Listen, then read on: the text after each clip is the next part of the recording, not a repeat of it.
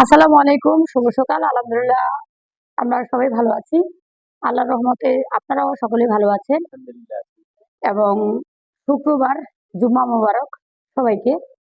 28/11/2025 রোজ শুক্রবার। আমরা যে বিষয়টা নিয়ে আমরা এখানে বসেছি, যেহেতু এই বোনের একটি মামলা হয়। এই মামলাটি হলো 24/8/2024 তারিখ, 8 মাস 2024 সাল মামলাটা কোর্ট থেকে মামলাটা আমরা রায়ও পাই। রায় পাওয়ার ভিত্তিতে আসামি বাদীকে না নেওয়ার কারণে এখন আবার কি বিভিন্ন জায়গায় ওনাকে হয়রানি করে, বিভিন্ন জায়গায় তাকে হুমকি দেয়, ভয়ানক দেখায় এবং গাড়ি চায়, টাকা চায়। তারা অত্যন্ত অনেক ভদ্র এবং সম্মানীয়, এবং ওরা সরল সোজা মানুষ। ওনাদেরকে যেভাবে নাচে ওরা সেইভাবেই নাচে। আর এবং ওনাদের পাশে তখন কেউ ছিল না, আমি ছিলাম এবং শুরু থেকে শেষ পর্যন্তই ছিলাম, আজও আছি। এবং মামলাটা আমরা কোর্ট থেকে রায়ও পাই এবং ডিউনো রেজাল্টে তার বাচ্চাটার বাবা স্বীকৃতি পায়, কিন্তু নিয়ে যায় না। আর কাবিন হলো ওনাদের 5 লক্ষ টাকা, কিন্তু এখন কাবিনের টাকা না দেওয়ার কারণে বিভিন্ন জায়গায় এনাদের নামে মামলা মোকদ্দমা করে, কিন্তু নিচ্ছে না। কোর্ট থেকে অস্থায়ী জামিন স্থায়ী জামিন ছিল, তারপরে মাঝখানটাতে অস্থায়ী হয়েছে, এখন আবার ছেলের নামে ওয়ারেন্টি হয়। কোর্ট থেকে এটা সাজাভুক্ত আসামি, কিন্তু এখন পর্যন্ত কোর্টকে অমান্য করে ওরা ঘুরে আঙ্গুল দেখিয়ে চলে যায়। কিন্তু এরা তো আর ঘুরে আঙ্গুল দেখায়নি, এরা ঠিক সময় মতোই কোর্টে যায়। কোর্টের সময় মতো যায়, কোর্ট থাকে তখন সেখানে যায়। আমি আশা করি তাদের বিরুদ্ধে আইনগত এমন ব্যবস্থা নেওয়া হোক যেন এরকম কোনো ছেলে বা কোনো মেয়ে যেন এরকম কোর্টকে অমান্য না করে। আইন অনুযায়ী যে কোনো নোটিশ আসলে তাদেরকে আসতে হবে, আর যদি না আসে তার বিরুদ্ধে আইনগত ব্যবস্থা অবশ্যই হবে।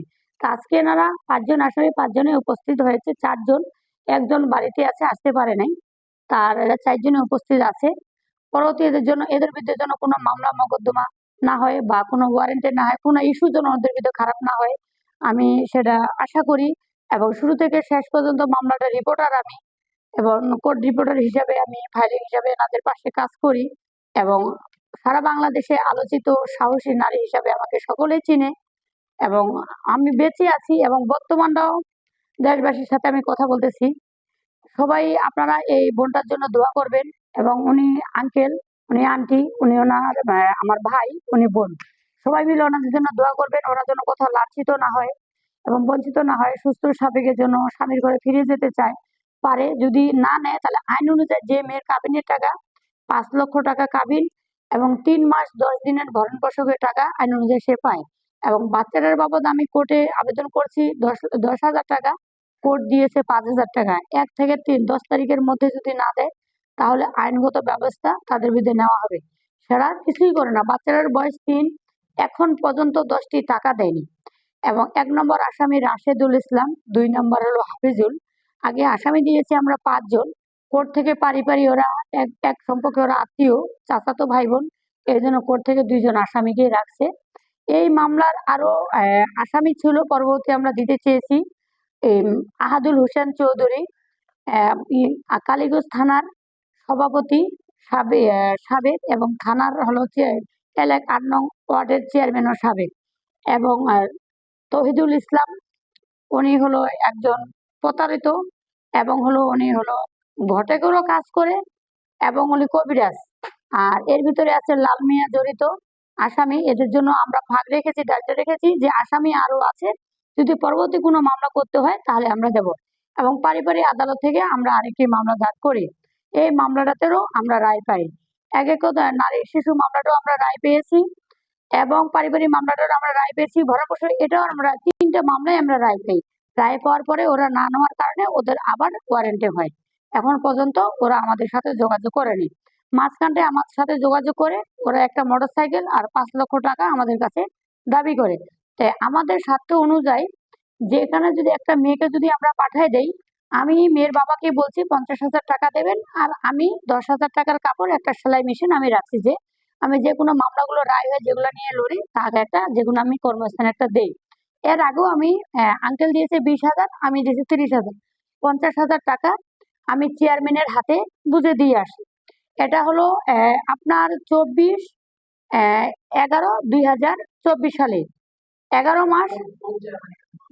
এটা হলো কালীগঞ্জ আহাদুল হোসেন চৌধুরী, 8 নং ওয়ার্ড চেয়ারম্যান, 9 নং ওয়ার্ডের, এবং ব্যাঙ্গের হাট। ওই চেয়ারম্যানকে আমি টাকাটা বুঝে দিই। চেয়ারম্যানের ভিডিও পর্যন্ত আমার কাছে আছে এবং আরো অনেকে আছে। টাকাটা দিই, টাকাটা 2 দিন রাখছে, 2 দিন পরে আমাদেরকে ওখান থেকে তাড়িয়ে দিল এবং মেয়ের সাথে অত্যন্ত বাজে আচরণ করলো। টাকা দেওয়ার পরও মানে 2 দিন ছিল মেয়েটা ওখানে, আমি নিজে নিয়ে যাই, মেয়ে আমার সাথেই আছে, নির্মমত করে দিয়ে আসি, টাকা শেষ, ওদের ভালোবাসা শেষ, ওরা পাঠিয়ে দেয়। পাঠিয়ে দেয়, মেয়েটার সাথে অনেক অত্যন্ত খারাপ আচরণও করছে এবং গায়ে পর্যন্ত হাত তুলছে। শুক্রবারে গেছি, শনিবারে মেয়ের উপর গায়ে হাত তোলে, হাত তোলার পরে মেয়েটা আমাকে বলেনি, মেয়ে বলতেছে আমি এখানে থাকবো না, চলে যাবে। এবং মেয়ে যে চাকরি করে গার্মেন্টসের, এখানে আসে প্রতি মাসে 5,000 করে টাকা তাদেরকে পাঠানো হয় এবং আমাদের কল রেকর্ডও আছে। প্রতি মাসে টাকা পাঠায়, ওনার যখন বেতনের সময় হয় তখন মেয়েটার সাথে একটু ভালো আচরণ করে। কিন্তু 3 বছর বিয়ের পরে সংসার ওনার 2 দিনই হয়েছে, তা আবার 24 সালে। তারপরে মেয়েটার সাথে ওরা কোনোভাবে কোনো আচরণ ভালো করে নাই এবং তাদের সাথে দেখাও করেনি, খালি টাকা নেওয়ার ধান্দা থাকে আর কিছু না। এইদারিন এনাদের সাথে গত মাসে 25 তারিখে বলে মেয়ে নিয়ে যাবে, কিছু টাকা চাই, তো এনারা আবার টাকা লোন করে রাখছে কিন্তু টাকাটা উঠায়নি। তখন আমার সাথে যোগাযোগ করো খালেক আঙ্কেল, বলতেছে আমি যদি মেয়ে পাঠাই তাহলে কি দেবো। তা আমি বলছি বাবাজি, ওনারা তো এত টাকা চেয়েছে, তো বাবা হিসেবে একটা কাজ করেন, সামাজিক হিসাবে ওদের যা হাড়ি পাতিল যা লাগে যা দেবে এটাই ম্যানেজ করে রাখিয়েন, আর 50-60 হাজার টাকা রেডি করে রাখেন, সব মিলতাল করে 1 লক্ষ টাকা দিয়ে আমরা পাঠাবো, যেন ছেলেটা দোকানপাট করে খেতে পারে। আর ছেলে হলো মানে করিমউদ্দিন পাবলিক কলেজের ছাত্র, রাজনীতি করে, হ্যাঁ, রাশেদুল ইসলাম। সে এই বলছি, এখন যখন উনি লোন উঠাবে তখন তো ছেলেকে লাগবে, টাকাটা বউ কাকে দিবে। ওনার আবার ফট করে মেয়েকে ফোন করলো, তুমি টাকা পয়সা যা যাবি তো সবকিছু, গাড়ি, টাকা, ঘরের যা আছে সবকিছু নিয়ে আসবা, তাহলে তোমার রাখবো, না হলে আমি রাখবো না। ঘটনার সত্য না মিথ্যা বলছো?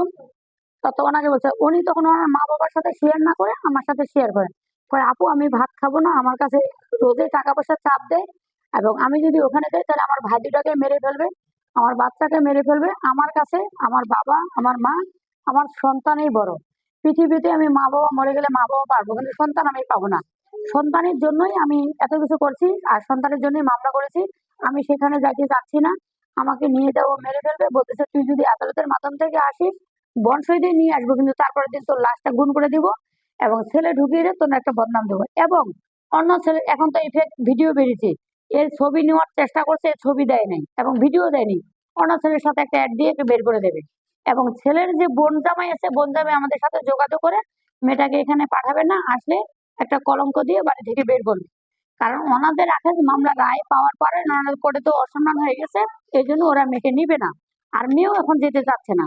তা আদালতে বলছে মেয়ে যদি না যায় তাহলে আইন অনুযায়ী 5 লক্ষ টাকা কাবিনের এটা দিয়ে দিতে হবে, আর ভরণ পোষণের 3 মাস 10 দিনের টাকা, সেটা কিছুটাই দেয়নি, না দেওয়ার কারণে ওদের নামে ওয়ারেন্ট হয়ে আছে। এই এই বলে আমি আমার বক্তব্য শেষ করতেছি। সবাই ভালো থাকবেন, সুস্থ থাকবেন। আসসালামু আলাইকুম। এখন আঙ্কেল আপনি আপনারটা বলতে পারেন। আমার বাড়ি হলো জামিরবাড়ি। আমার নাম হলো মোহাম্মদ আব্দুল খালেক। আমার পিতার নাম হলো আজিজার রহমান। আমার ইউনিয়ন হলো ভোটমারি, পোস্ট হলো সৌদ কালীগঞ্জ, জেলা হলো লালমনিরহাট। এখন এই পর্যন্তই হয়েছে। কিছু কইবে? তালিবুল ইসলাম। আমি আন্তর্জাতিক মানবাধিকার দুর্নীতি বিরোধী সোসাইটির ভাইস চেয়ারম্যান। আমার কাছে এই রিপোর্টগুলো যখন আসে তখন এটা আগে আমাদের সহকারী মহাসচিব, যুগ্ম মহাসচিব তিনি জানতেন না। হঠাৎ করে চিঠিগুলো আমরা প্রত্যেক বৃহস্পতিবারে প্রায় ফাইলগুলো আউট করি এবং ই করি। তো ও যখন দেখছে চিঠিগুলা তখন দেখলাম যে ওর জেলা, তখন ও মোটামুটি এটা দেখে করে দিল যে এটা তো আমার পরিচিত এবং আমার হাতে আগে ছিল। করে উনি বললেন যে না, এটা নোটিশ টোটিশ করা লাগবে না, এটা আমি দেখি, যে করেই হোক এটা আমি সেরে ফেলবো। এবং আমার খুব কাছের হয়ে গেছে এই আগের চলাফেরার কারণে ওনারা, কাজেই ওদের ব্যাপারটা নোটিশ করিয়ে নিল। আমরা নোটিশ করিনি, এই দায়িত্ব নিয়েছে, নিয়ে উনি এখন মোটামুটি এটার সমাধান করতে চাচ্ছেন। আমি দেখলাম যে আমাদের সহকর্মী যেমন ভাবে এটাতে উৎসাহিত, তেমনি উনাদেরও বেশ সাপোর্ট আছে। কাজেই এখানে উনারা যে সহযোগিতা করলেন তাতে এটা আর অগ্রগামী হবে না। এখন ইনশাআল্লাহ এটা আমরা মনে করছি যে এটাকে সেরে ফেলতে পারবো।